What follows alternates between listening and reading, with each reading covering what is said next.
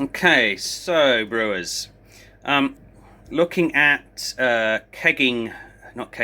transferring the lager over to my lagering tank, or the Oxybar from Kegland. So we got ball lock fittings on here, and we've got ball lock fittings on the Kegmenta. So we're going to be transferring using ball locks. Now I've got these, I love them, these fully stainless ball lock connectors. I think they're a Kegland thing. So what I do to ensure that everything is sanitary is boil them. So these have been fully cleaned, been immersed in cleaning solution and rinsed. Before I use them, I then have a kettle. Now this kettle is not for tea or coffee, it's for the sole use of boiling parts like this up. A very good brewer who I very much respect once said to me, Ian, heat is your friend. That'll take care of most bugs in the brewery. So what I do is I strip down the ball lock like this. Now this, as you can see, it's got a little black ring. There are versions as well with a grey ring. Now grey, G, gas, that's how I remember it. Black, B, beer. So black for beer, grey for gas, that's how I remember it. So I strip them down, and then I just drop all these component parts into the kettle. So we'll do that with this one as well. And we put some, now I use RO water in here, so I'm just going to take some RO water. I don't need a lime scale or anything like that boiling up in the kettle here, so just using RO water is a very good way of sanitizing it. So I'm just taking some the RO water, so we'll just put a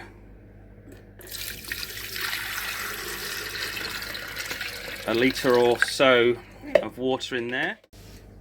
So this is the stainless ball lock, so you just unscrew it at the top,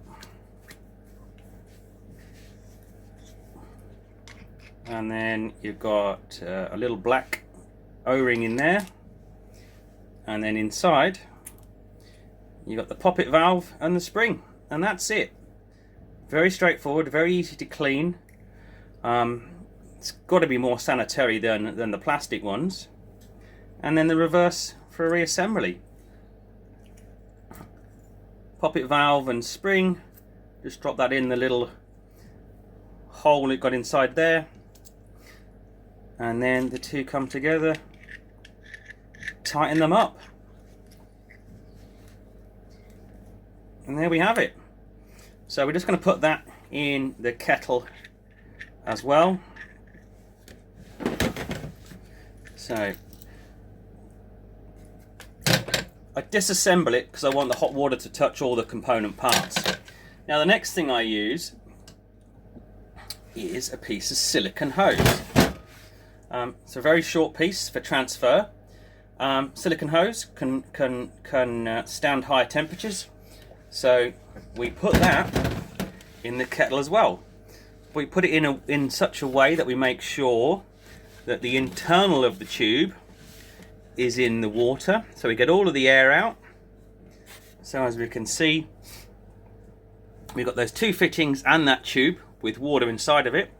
Now that is going to go across to where the kettle lives, and you can see we ain't got much space in this place. And we're going to put that on. We're going to boil that up. We're going to boil it up, let it settle, give it 2 or 3 minutes at the high temperature, get the heat within all of that stainless steel, and then we're going to boil it up again a couple of times. So we make sure that what's in there is clean and sanitary. So we are about to boil. As you can see, the water is, definitely boiling in there. So all those components are being exposed to boiling water, and that should be sanitizing everything in there. So we'll just wait for the kettle to click off its natural boiling point. There we go. So over to the timer. Let's put 3 minutes on that.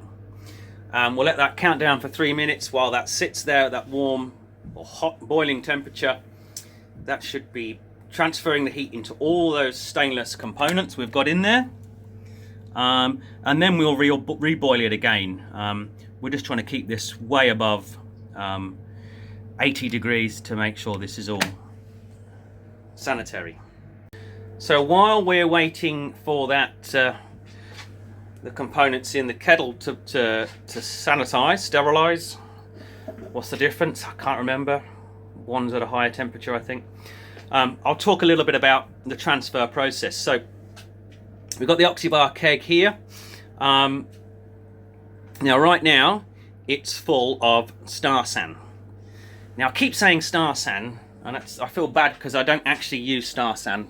I use Chemsan, which is available from our friends at Malt Miller. That's always been very, very good for me. Worked a treat. So I'll try and say Chemsan from now on. Yeah, so this is full to the brim. You can't see any air at the top here with Chemsan. Now what my intention is to do is to attach up to this with the CO2 and to blow all of the Chemsan out and replace it with CO2. Then I know that there is no chance of any oxygen in there whatsoever. If you just to blow CO2 in the top and purge it, how do you really know you're getting all of the oxygen out?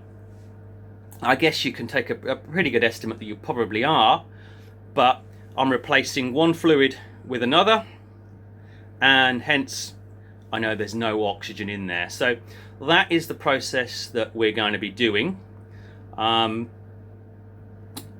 prior to the transfer. So this has been cleaned, and then it's been sitting with the Chemsan in it for at least 2 or 3 days now, but I don't think you need that long. I've just been a bit lazy in moving up on this process. So timer for the boiling parts is coming to the end. It's not an exact science, so let's go back and boil these up. I mean, the water is boiling pretty quickly again, so we know that temperature is quite high for that last 3 minutes. So I'm ideally want to be getting these in there for a total of 10 minutes. So we're boiling pretty wildly. Let's just turn that off. And where are we going here? Another 3 minutes. So we'll come back once we start to purge this. So we've boiled the components, not continually for 10 minutes, but for a considerable amount of time. So just going to pour the boiling water away. I'd normally use it for something, but I haven't got any use at the moment. Get all of that out. And then all the components into some Chemsan. Including the little trap from the kettle. We don't need that. Let's make sure everything is out. Yep. Sometimes the little springs and things get trapped beneath the element. So I've got a couple of tubes here. I thought I'd sanitize another one while I was at it.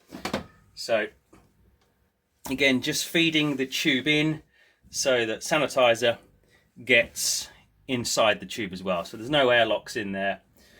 Sanitizer is completely immersed inside of the tube.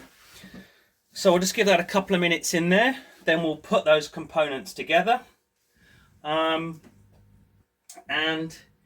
using these, we will purge out all of the Star San that is in the oxybar keg.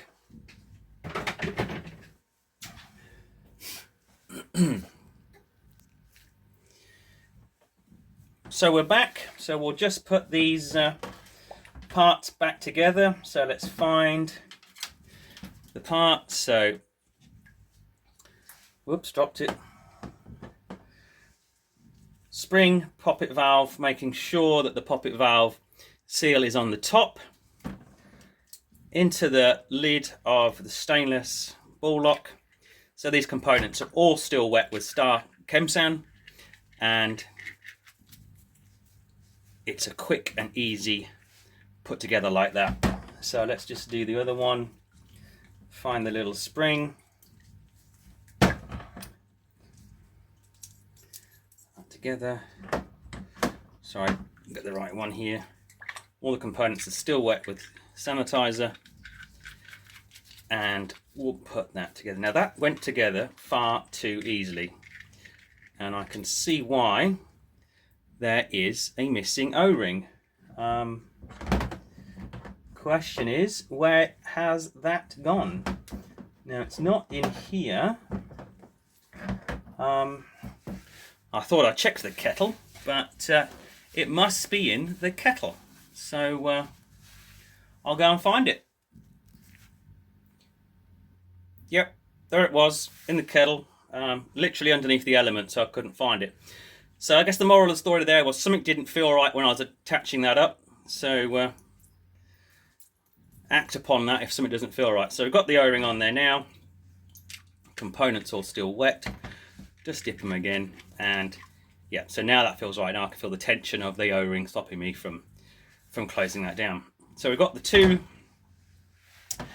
sanitized, so I'm just going to attach up the tube here onto the barbed fitting. It's quite a snug fit, even though it's wet.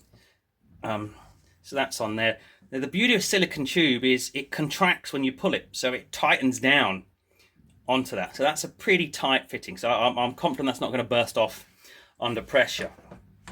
So before I attach up the other end, I'm going to use that attachment to blow out the sanitizer from the oxybar, which I will show you now.